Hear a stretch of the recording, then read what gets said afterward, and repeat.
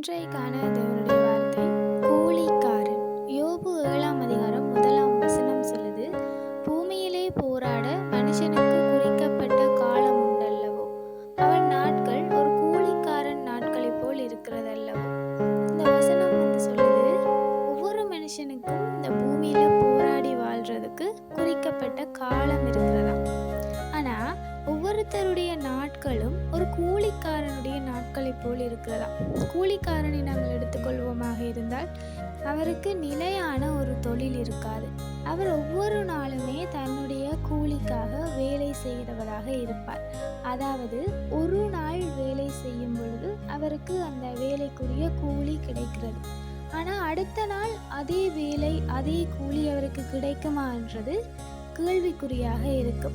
ஒரு கூலிக்காரனுடைய வாழ்க்கையை எடுத்துக்கொள்வோமாக இருந்தால் அவர்களுக்கு நிலை இல்லாத ஒரு தன்மை இருக்கும். நாளைக்கு என்ன நடக்கும் என்று எதுவுமே தெரியாத ஒரு நிலையில இருப்பார்கள். அப்படித்தான் மனுஷனுடைய வாழ்க்கையும் அடுத்த நிமிஷம் நிச்சயமில்லாததாக இருக்கிறது. நாளைக்கு என்ன நடக்கும், அடுத்த நிமிஷம் என்ன நடக்கும் என்று எதுவுமே எங்களுக்கு தெரியாது. ஆனால் இந்த பூமியில போராடி வாழ்றதுக்கென்று ஒவ்வொருத்தருக்கும் குறிக்கப்பட்ட ஒரு காலம் இருக்கிறது. அந்த காலம் முடிவடைந்தவுடன் தேவன் அவர்களை எடுத்துக்கொள்ளுகிறார்.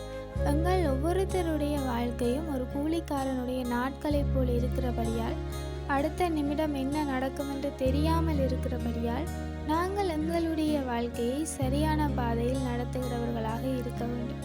இந்த பூமியில வாழுகிற கொஞ்ச காலமும் தேவனுக்கு பிரியமாய் சமாதானமான ஒரு வாழ்க்கையை வாழுகிறவர்களாக இருக்க வேண்டும். கோபங்கள் மனஸ்தாபங்கள் எதுவுமே இல்லாமல் முடிந்த அளவு எல்லோரோடும் சமாதானமாக இருக்க நாங்கள் முயற்சி செய்ய வேண்டும். ஏனென்றால் அடுத்த நிமிடம் நிச்சயமில்லாத ஒரு வாழ்க்கையை நாங்கள் வாழ்ந்து கொண்டிருக்கிறோம். ஆனாலும் நாங்கள் நிற்பதும் நிர்மூலமாகாதிருப்பதும் கர்த்தருடைய கிருபையாய் இருக்கிறபடியால் ஒவ்வொரு நாளும் தேவன் எங்களை நடத்த போதுமானவராக இருக்கிறார்.